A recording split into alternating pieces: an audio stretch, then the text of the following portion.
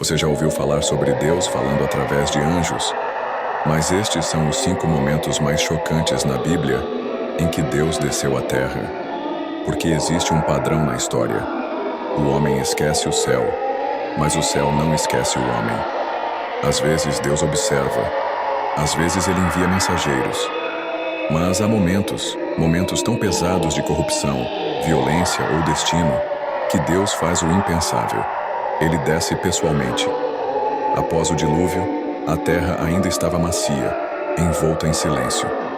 Os filhos de Noé espalharam-se por vales e rios, reconstruindo o que havia sido perdido. Falavam a mesma língua, pensavam os mesmos pensamentos, sem muros, sem reinos, apenas famílias crescendo, pastoreando, plantando, lembrando do Deus que havia julgado o mundo uma vez e poupado apenas 8 pessoas. Mas o tempo, como o vento sobre a pedra, desgasta o que antes era sólido. E à medida que as gerações passaram, também passou o medo do desconhecido. Quando o povo se deslocou para o leste em Gênesis 10, eles se estabeleceram em uma terra de solo negro e luz dourada. Sinar, um berço de invenção, música, matemática e escrita, o nascimento do brilhantismo mesopotâmico. Ali, o povo descobriu como queimar tijolos em vez de cortar pedras, e com os tijolos vieram as cidades, com as cidades vieram líderes, e com líderes vieram ideias. Mas uma ideia mudou tudo. Alá Zuriel. Eles se erguem, mas não em adoração. O que você acha que o Senhor fará? Ele nos enviará para detê-los? O Senhor é misterioso, mas perfeito em todos os seus caminhos. Desta vez, a raça humana desafiou aquele que está assentado nas alturas. Não começou com guerra. Começou com orgulho, disfarçado de unidade. Somos um, disseram. Somos fortes. Mas por trás da ambição havia uma rebelião silenciosa. Não precisamos mais dele. Tijolo sobre tijolo, construíram não apenas uma torre, mas um monumento à própria grandeza. Chamaram-na de Etemenanque, a fundação do céu e da terra. Mas o que mais temiam era o que Deus havia ordenado, espalhar-se e encher a terra. Eles se recusaram a ir para fora, então foram para cima. Portanto, o próprio Senhor decidiu visitá-los, para ver a cidade e a torre. Sem mensageiros, sem espada, sem vento. O Senhor realmente é misterioso. Ele mesmo desce.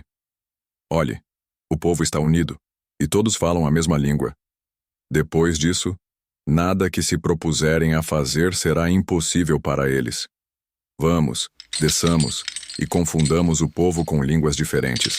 Então eles não conseguirão se entender. Eles foram dispersos, quebrados pela linguagem, não pela guerra. Sua unidade foi destruída porque desafiaram Deus. O Egito era a coroa do mundo antigo, uma terra de templos, tronos e silêncio esculpido na pedra. Chamava-se Eterno. Seus reis eram deuses, seus deuses eram muitos. Mas um Deus, o Deus dos escravos, estava prestes a destruir tudo isso. Os gritos começaram muito antes de Moisés falar. Eles nasceram em silêncio, nas sombras, nas costas dos poços de tijolos, sob açoites que não descansavam. Israel estava no Egito por gerações, mas o favor de José havia desaparecido.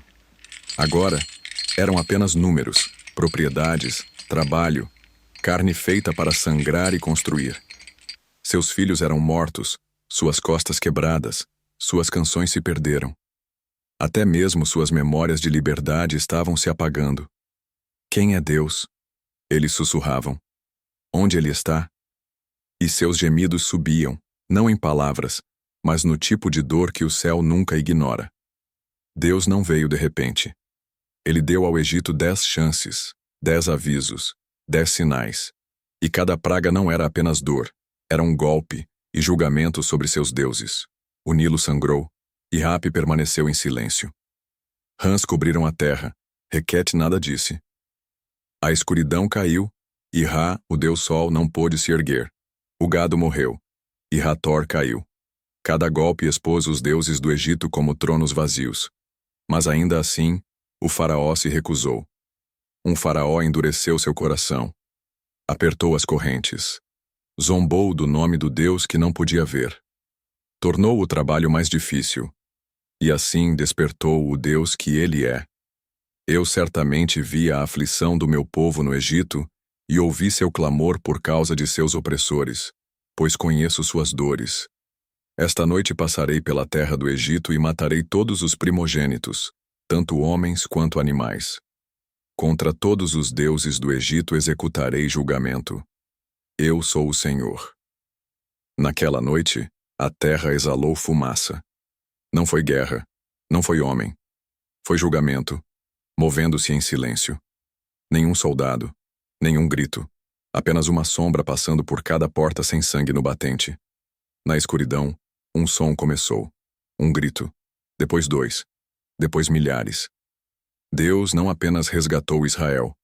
Ele governou sobre o Egito. Não apenas confrontou o faraó. Envergonhou os deuses atrás dele. Porque quando Deus desce, nunca é apenas para punir. É para recuperar o que é seu. Mas a libertação foi apenas o começo. O que veio depois foi um convite. Das ruínas do Egito, ele os conduziu pelo deserto não para se esconder, mas para encontrá-lo. Eles haviam visto seu poder. Agora veriam sua presença. Porque às vezes Deus desce, não em julgamento, mas em fogo, para falar. Os israelitas haviam escapado do faraó, atravessado águas, provado o maná do céu, visto os deuses do Egito caírem um a um. E agora, estavam diante de uma montanha, não para lutar, não para fugir, mas para encontrar aquele que os havia libertado.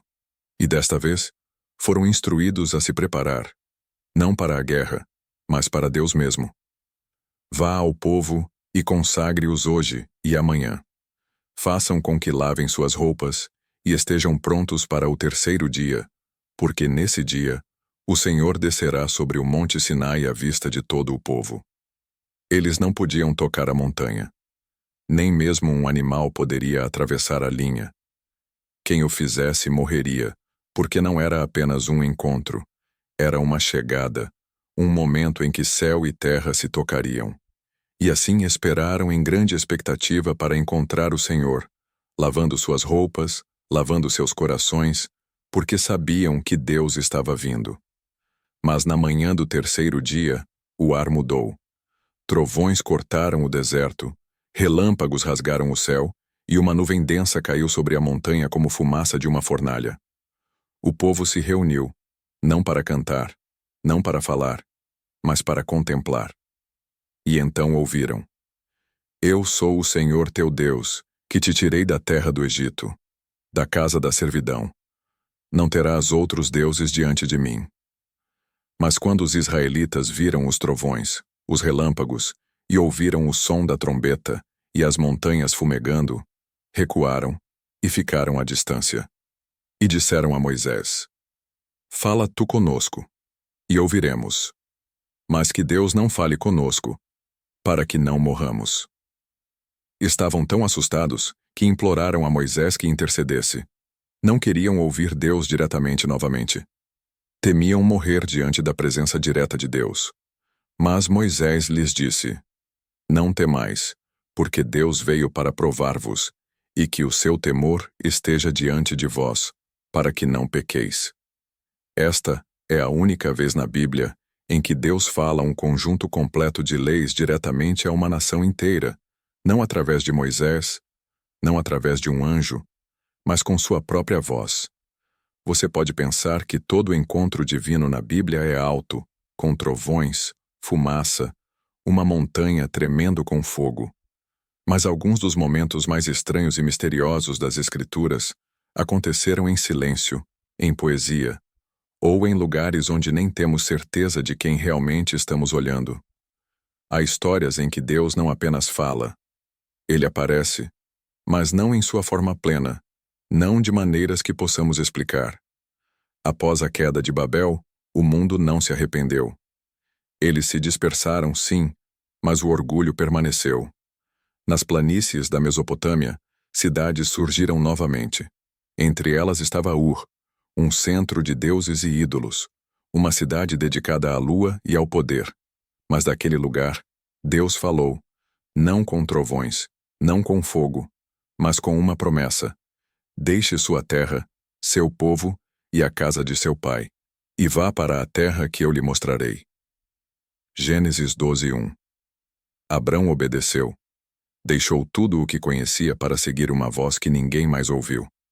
Vagou e esperou, construindo altares pelo caminho. E acreditou, não no que via, mas em uma promessa. Uma cidade não feita por mãos humanas, um lugar projetado e construído pelo próprio Deus.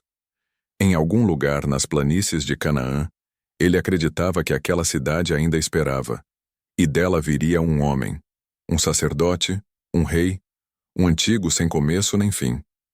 Porém, algo trágico aconteceu. Ló, seu sobrinho, escolheu a terra melhor, o vale mais verde, as cidades que pareciam o Éden. Mas o Éden já estava fechado, porque aquelas cidades, incluindo Sodoma, já estavam afundando no pecado. O poder havia se transformado em perversão, a justiça em zombaria, os fortes devoravam os fracos e o estrangeiro não era mais bem-vindo, mas caçado. Seus pecados não estavam mais escondidos. Eles eram celebrados nas ruas. Enquanto Sodoma festejava, algo mais sombrio se formava além de seu alcance. Uma guerra vinda do leste. Enquanto o povo de Sodoma se banqueteava, 4 reis marchavam, reis poderosos, reis de guerra. Das terras além dos rios, Sedorlaomer, de Elão, Amrafel, de Sinar, Arioque, de Elasa, Tidal, rei das nações. Eles governavam a terra à distância. Sodoma e seus aliados haviam pago tributo por 12 anos. Mas no 13º se rebelaram. E no 14º os reis retornaram, não para negociar, mas para conquistar. Incendiavam nações, cortando refaítas, zuzitas e amalequitas. Deram fim aos horitas nas montanhas. Varriam Hazazon Tamar, até alcançarem o vale. Sodoma, Gomorra, Adimá, Zeboim, Bela. Os 5 reis rebeldes saíram para encontrá-los, mas não resistiram por muito tempo.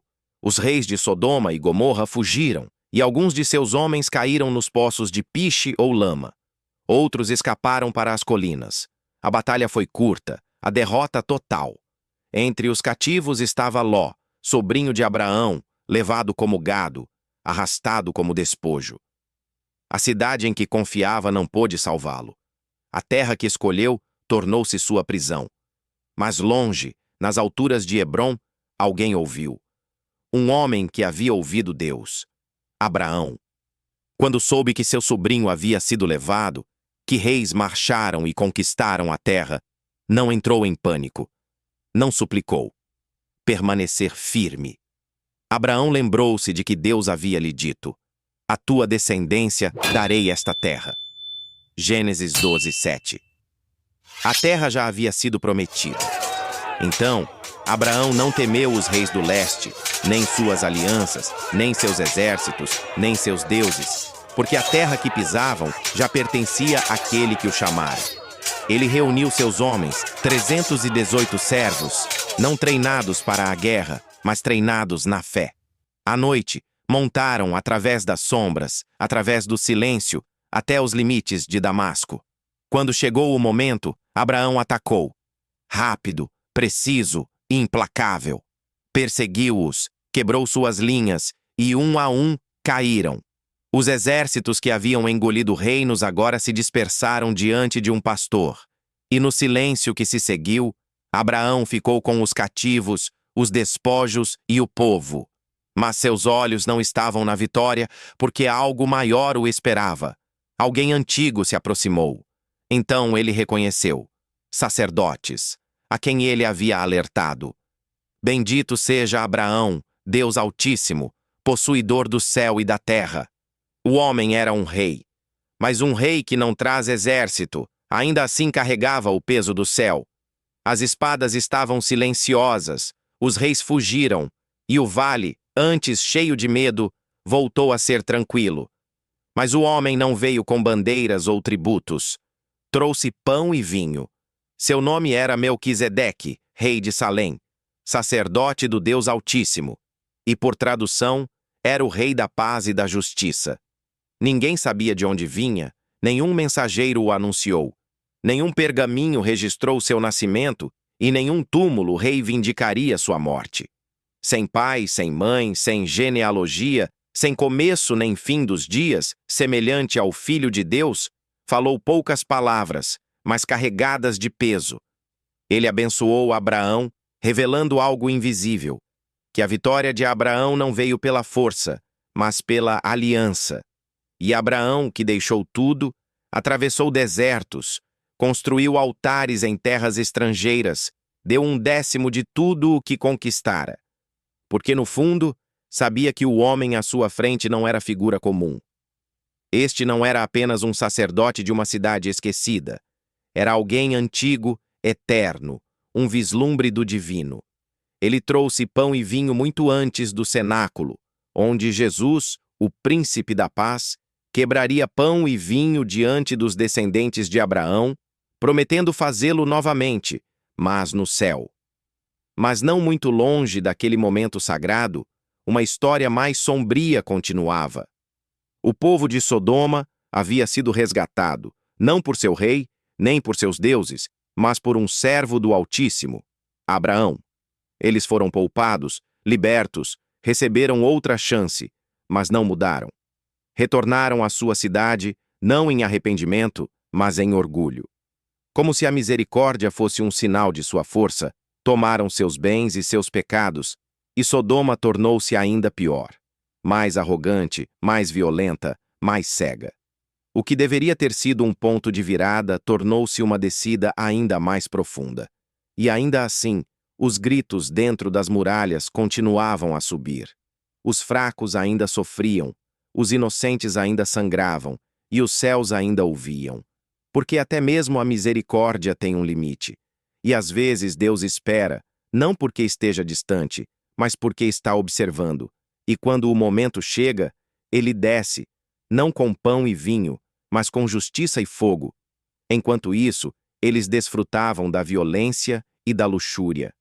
Logo no horizonte, 3 figuras se aproximaram da tenda de Abraão, com poeira nos pés e o sol alto sobre os carvalhos de Manre. Pareciam homens, mas algo em sua presença transcendia a carne. Quando Abraão os viu, correu, curvou-se e os chamou de meus senhores, implorando que ficassem. Ele sabia que essas eram as identidades que o chamaram, trazendo-o da terra da Mesopotâmia, Ur dos Caldeus, para esta terra que ele governaria como Deus havia prometido a seus descendentes, os israelitas. Podiam parecer diferentes, mas Abraão tinha certeza. Um deles poderia ser o mesmo com quem ele havia compartilhado pão. E assim, Abraão lhes ofereceu água e pão.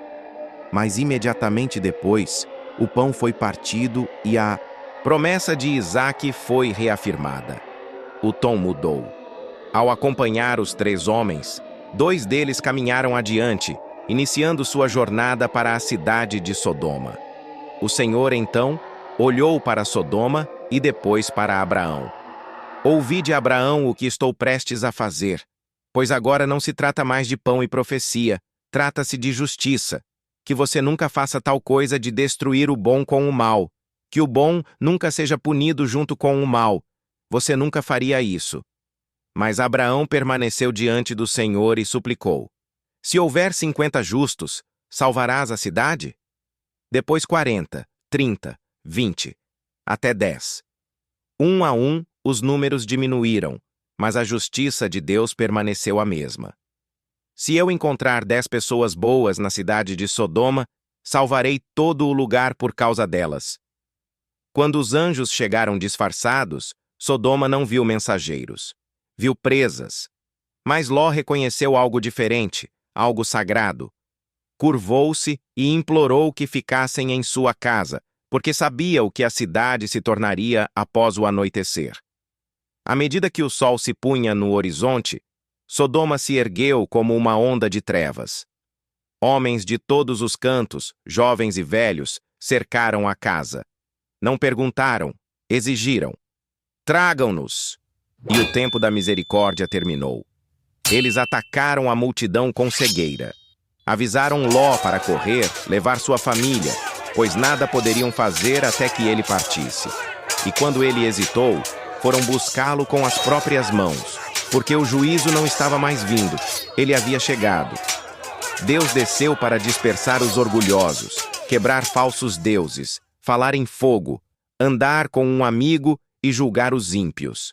Mas nem toda descida foi para muitos. Uma vez foi para um. Até o rei Davi declarou como Deus desceu montado em querubins, no Salmo 18, 9. Mas todos esses momentos foram apenas vislumbres, partes da natureza divina. Deus, em tempos passados, falava e se revelava através dos profetas, mas nestes últimos dias se revelou a nós através de seu próprio Filho. Em vez de descer com todo o seu poder do céu diante dos humanos, ele tornou-se o mistério simples que os humanos não conseguiam compreender. Não desceu em fumaça, mas nasceu de uma mulher. Não destruiu cidades, mas carregou seu juízo na cruz. Não cavalga sobre o vento, mas caminhou entre nós. Tocou leprosos, chorou no túmulo, alimentou os famintos, perdoou o pecador. Ele era a imagem exata do Deus invisível, o resplendor de sua glória. Hebreus 1:3. Nenhum querubim o carregava. Nenhuma montanha tremeu quando ele chegou. Mas quando falou, falou com a mesma voz que abalou Sinai. E desta vez, ele não veio apenas para visitar. Veio para ficar, reconciliar, reivindicar e reinar. E agora, ele está sentado à direita da majestade nas alturas. Hebreus 1:3. De Babel ao Egito, da montanha ao fogo, do pão e vinho ao sangue e espinhos. Deus sempre desceu. Mas agora ele espera não sobre uma montanha, mas nos corações daqueles que creem. Porque a descida final não foi o fim, foi o começo.